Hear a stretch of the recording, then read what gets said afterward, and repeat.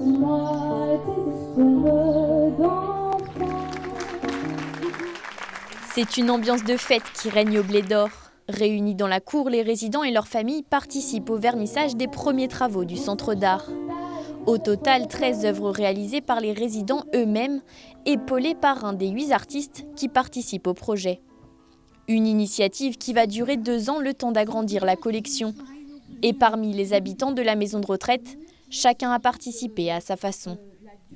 On a tout type de réactions qui vont de l'indifférence à la joie, à la participation active. Certains nous ont prêté des objets de leur collection, qui ont des collections dans des chambres. Moi, j'ai travaillé par exemple sur les objets perdus. Les objets perdus, parce qu'il y a beaucoup d'objets qui se perdent, et parfois pour longtemps, parce qu'ils ne se souviennent même plus d'avoir perdu un objet, ni que c'est le leur. Donc, Valérie travaille à partir des photographies de famille, des photos des parents des résidents, et elle fait des montages à partir de ça. Et donc voilà, chaque artiste développe une pratique, c'est ouvert à toutes les disciplines. Et l'idée, voilà, c'est que ce soit un centre d'art pluridisciplinaire. Les œuvres sont exposées aux 4 coins de l'établissement.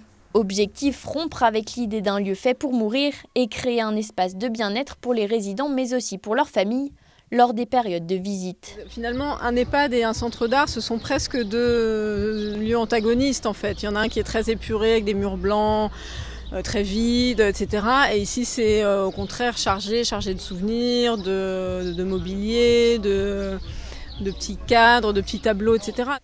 Dans les couloirs, certaines toiles sont signées de la main de Charles Second, un résident qui n'a pas attendu l'initiative pour commencer à peindre. J'ai perdu ma femme il y a 7 ans et après sa mort, j'ai commencé à faire du dessin. Même les premiers que j'ai faits, ils sont moins fignolés. Et puis j'étais pas un peintre. Je suis devenu ce que je suis maintenant sans le savoir. Mais seule une infime partie de sa collection est accrochée dans l'établissement. Le reste est précieusement conservé dans sa chambre, avec une petite préférence, copier les œuvres des plus grands.